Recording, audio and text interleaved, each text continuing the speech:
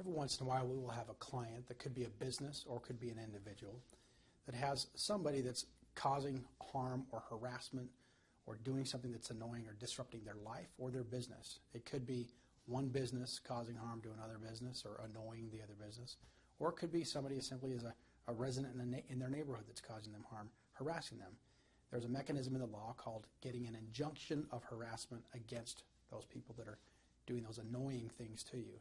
Harassment is defined by the law as a series of acts that is directed at a specific person or business that would cause a reasonable person or business to be seriously alarmed, annoyed, or harassed, and the conduct in fact seriously alarms, annoys, or harasses the person and serves no legitimate purpose.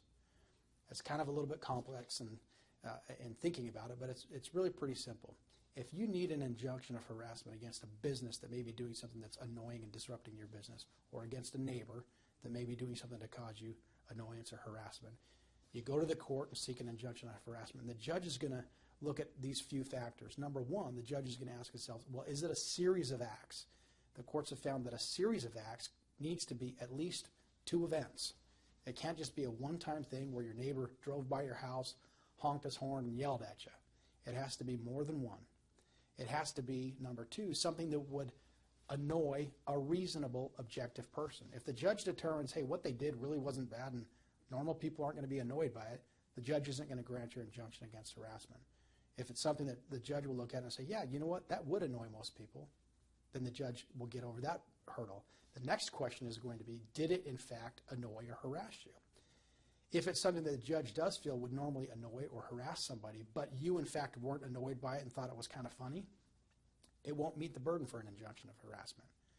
Then the court's going to ask themselves, finally, was it serving a specific purpose? If they're doing something, for example, to your business that you find annoying or harassing, they're delivering flyers out in a parking lot or something to get people to go to their business.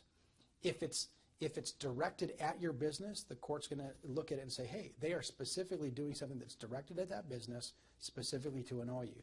But if it has a legitimate business purpose that they're doing, or, for example, if a neighbor has a legitimate person to come to your door and knock on your door and ask you to stop harassing their dog or their kids or something on the street, that serves a specific purpose, and it won't meet the test for getting an injunction of harassment. The court generally just wants to know, are they just doing something just to annoy and harass you, and it's serving no purpose? If the judge finds that, they'll enter an injunction of harassment. They last for 1 year, and they can be renewed to the extent that that conduct keeps perpetrating during that year.